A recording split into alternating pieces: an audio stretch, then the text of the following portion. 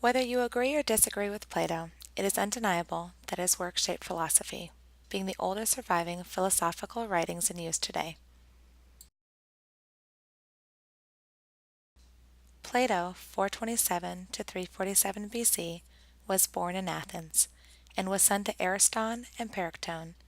His family came from a well-off political line. Although continuing his family's legacy of politics never was his passion, it steered him to the path of philosophy. Plato met his mentor and friend Socrates when he was just around 20 years of age, and the accomplishments of the two together were referred to as Socratic. Constance Meanwell wrote, "The work of Plato commonly referred to as Socratic represents the sort of thing the historical Socrates was doing."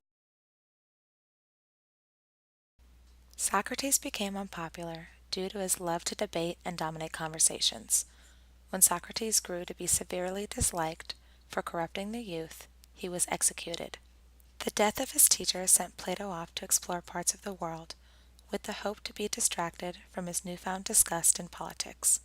He traveled to places such as Egypt and Sicily. Upon returning to Athens at 40 years of age, Plato bought land and built an academy. 380 BC.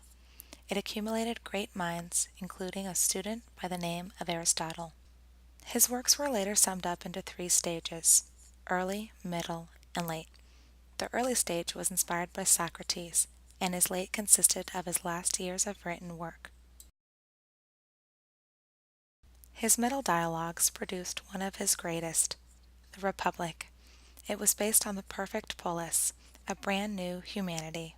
Roy Jackson noted it is the first major work of political philosophy, and presents a comprehensive and radical theory of the state that views the role of the state as not merely an agent of control, but an agent of virtue. For this society to be fruitful, guardians would be chosen to be the new philosopher kings, being of both sexes and having no ties to any property of their own, living in the community itself.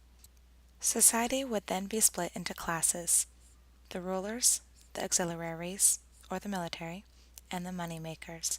They would live together, offering their skills, helping to raise every child as one parent. Plato's desire to paint a bigger picture for society led to his moral forums. Plato introduced the idea that their mistakes were due to their not engaging properly with a class of entities he called forums, chief examples of which were justice, beauty, and equality.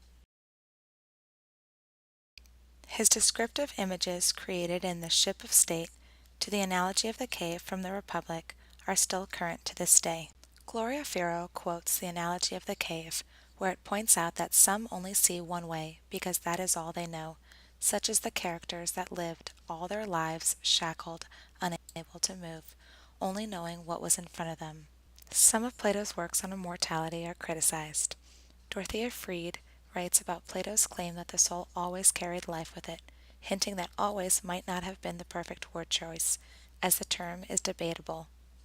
David Seedley, referring to the Cratylus, also brings attention to these interpretations.